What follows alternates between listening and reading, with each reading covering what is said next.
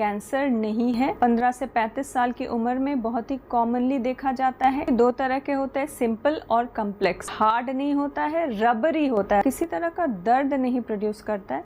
Hello friends, आज का topic of discussion है फाइब्रोएडेनोमा ऑफ ब्रेस्ट, जो कि आम लैंग्वेज में जिसे कहते हैं ब्रेस्ट में गांठ या स्तन में गांठ होना। आज के ज़माने की औरतें बहुत ही जागरूक और अवेयर हो गई हैं, इसीलिए किसी भी तरह के गांठ उन्हें अपने ब्रेस्ट में पता चलता है तो वो तुरंत अपने गायनेक या किसी भी डॉक्टर से कंसल्ट ज़रूर करने लगी हैं।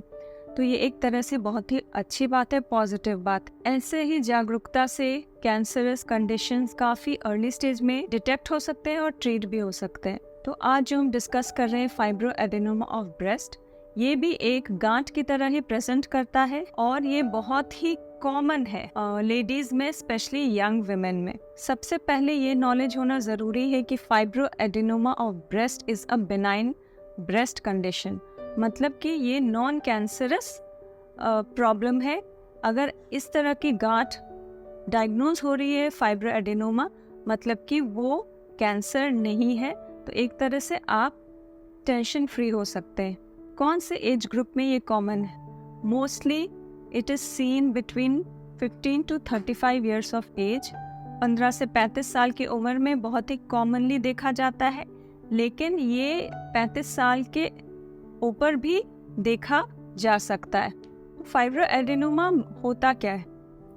तो ये नॉर्मल ब्रेस्ट टिश्यू जो होते हैं उसी में चेंजेस होते हैं due to the increased sensitivity of female hormone, जैसे कि ईस्ट्रोजन।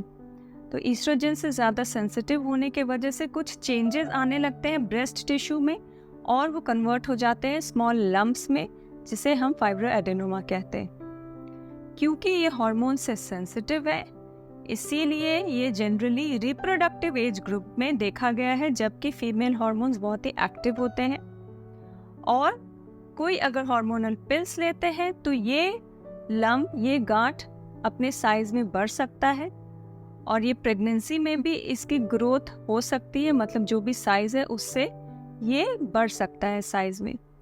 दूसरी बात, जिनके पीरियड्स रुक गए हैं, मतलब महीना उन्हें नहीं आता है, जो मेनोपॉज हो चुकी है जो लेडीज़, अगर उनके ब्रेस्ट में फाइब्रोएडेनोमा पहले था तो जनरली वो धीरे धीरे गायब होने लगता है, क्योंकि ये हार्मोन सेंसिटिव है और मेनोपॉज के बाद हार्मोन कम होने लगता है, इसीलिए मेनोपॉज के बाद ये गांठ छोटा होने लगता है।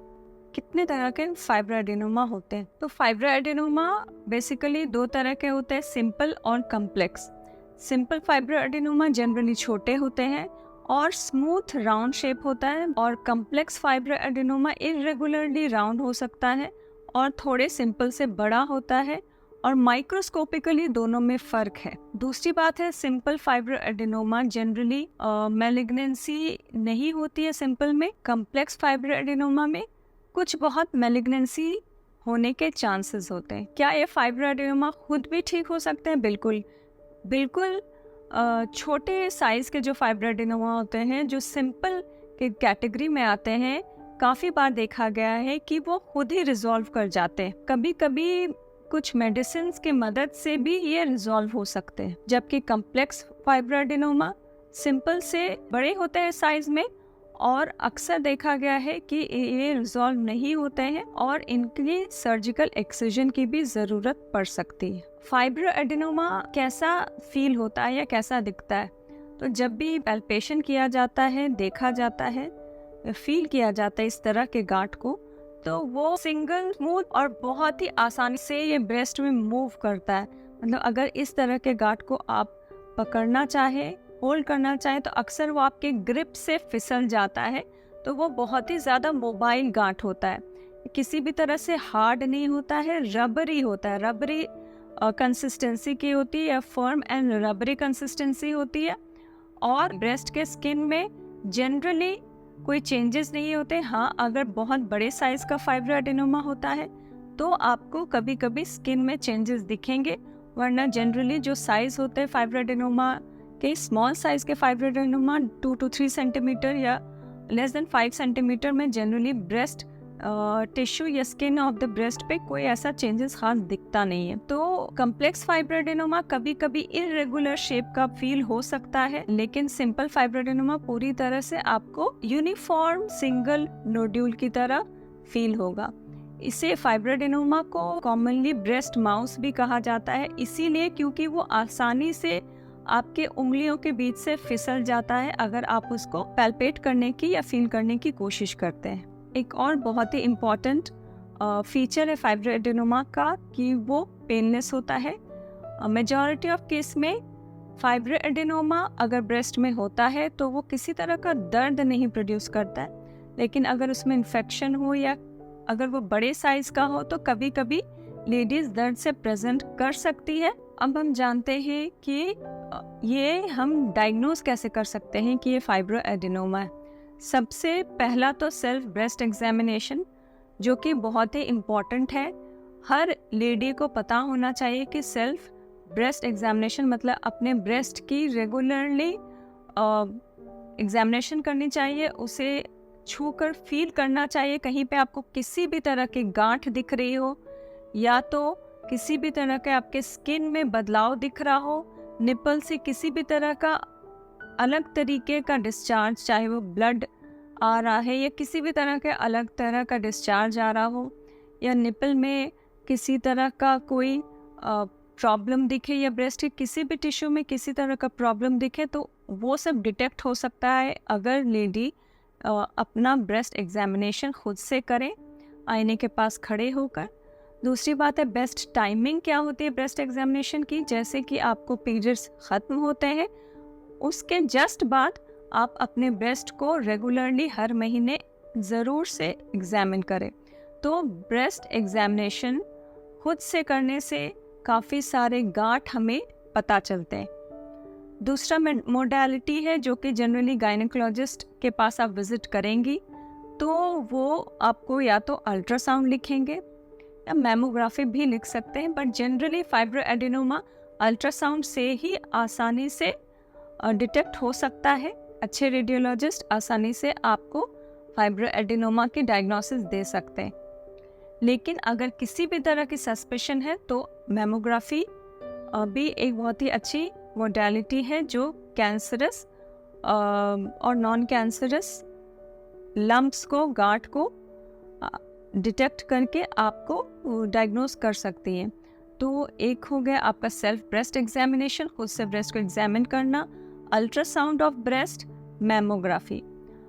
एक और टेस्ट होता है जिसे हम कहते हैं fine needle aspiration cytology FNAC, जो कि एक नीडल से आपके उस लम्प के कुछ टिश्यू को निकाला जाता है और उसे माइक्रोस्कोप से देखा जाता है और उससे भी डायग्नोस कर सकते हैं। दूसरा होता है प्रॉपर बायोप्सी लेना, मतलब कि उस टिश्यू को एक्सरसाइज करके उसके बायोप्सी करना, हिस्टोपैथोलॉजिकल एग्जामिनेशन करना। इससे भी आपको उस गांठ के बारे में ज़्यादा कंफर्मेटिव डायग्नोसिस बनता है। तो ये सारे तरीके से फाइब्रोएडेनोमा डिटेक्ट हो सकता है। किसी भी तरह के ब्रेस्ट के गांठ को हम लोग ये सब तरीके से डायग्नोस कर सकते हैं कि वो किस तरह के गांठ। नेक्स्ट आ जाते हैं मैनेजमेंट या ट्रीटमेंट पर। जनरली छोटे फाइब्रोएडेनोमा जैसे कि 2 to 3 सेंटीमीटर हो या उससे छोटे फाइब्रोएडेनोमा कंजर्वेटिवली मैनेज किए जाते हैं, मतलब वेट एंड वॉच, या तो किसी तरह की मेडिकेशन आपको दी जाएगी।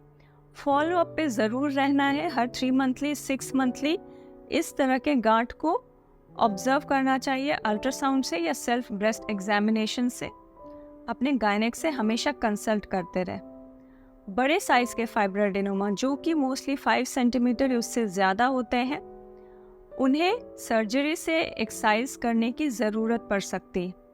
कुछ लेडीज़ छोटे फाइब्रोएडेनोमा से भी थोड़ी डरी हुई रहती हैं, इसीलिए वो रिक्वेस्ट करती हैं कि उसे निकाल दी जाए। हालांकि ये अक्सर देखा गया है कि बहुत ही छोटे साइज के फाइब्रोएडेनोमा खुद भी रिजॉल्व कर जाते हैं, खुद भी गायब हो जाते हैं। तो कंजर्वेटिव मैनेजमेंट भी किया जा सकता है और ऑपरेटिव मैनेजमेंट या सर्जिकल मैनेजमेंट जो कि एक्सिजन ऑफ द फाइब्रोएडेनोमा होता है, वो जनरली बड़े साइज के फाइब्रोएडेनोमा पे ऐसी ट्रीटमेंट होती है। सबसे जरूरी बात, क्या फाइब्रोएडेनोमा ऑफ ब्रेस्ट आगे जाकर कैंसर बन सकता है? तो मेजॉरिटी ऑफ फाइब्रोएडेनोमा, जैसा कि हम कहेंगे 99% ऑफ केस में फाइब्रोएडेनोमा, स्पेशली सिंपल फाइब्रोएडेनोमा, कैंसर नहीं बनता है। वो एक बिनाइन कंडीशन ही रहता है। रेयरली कॉम्प्लेक्स फाइब्रोएडेनोमा में जो थोड़ा इरेगुलर होता है, नोड्यूलर होता है और थोड़े बड़े साइज का होता है, उसे फॉलो अप की ज्यादा जरूरत है, क्योंकि बहुत ही कम परसेंटेज में ये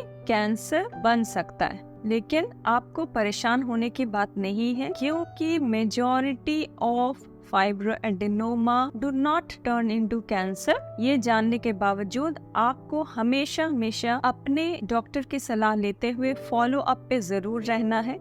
अगर वो जो गांठ है वो आपकी रिजॉल्व हो जाती है तो वेल एंड गुड, अच्छी बात है।